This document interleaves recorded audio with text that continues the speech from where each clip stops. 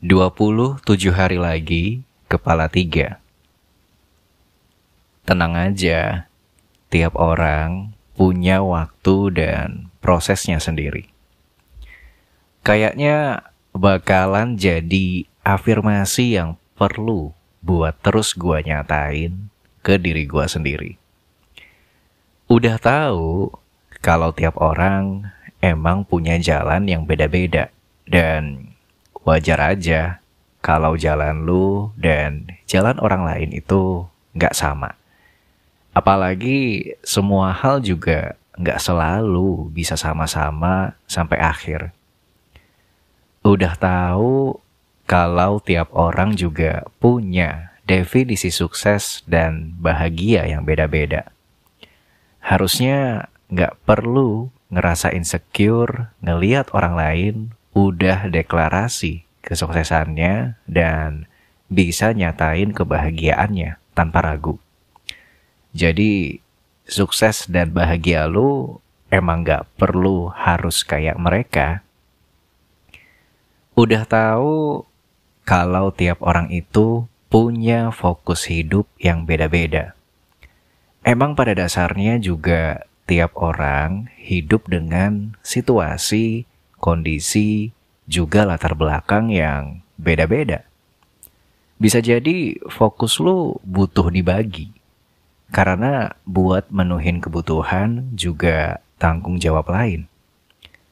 Udah tahu kalau tiap orang di dunia ini punya proses dan persiapan yang beda-beda. Buat bisa gapai sesuatu, emang perlu proses dan persiapan yang matang, sesuai kapasitas yang dipunya. Mungkin lu emang perlu proses dan persiapan yang lebih lama buat hal itu. Udah tahu kalau yang dilihat di sosial media ya cuman manis-manisnya aja, dan wajar kalau yang diposting emang sesuatu yang kelihatannya belum pernah diraih atau yang gak gampang buat dicapai. Bisa aja mereka emang gak mau ngasih lihat proses yang mungkin kurang lebih sama kayak lu jatuh bangunnya buat gapai hal itu.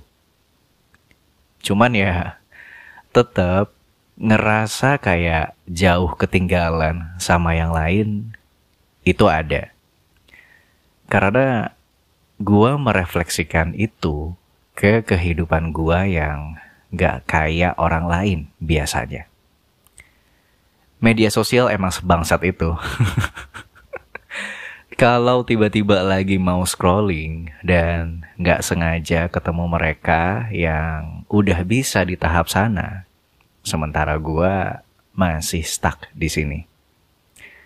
Ditambah lagi berbagai pernyataan dan pertanyaan sialan dari orang-orang yang gak bisa tahan lihat orang beda dari biasanya.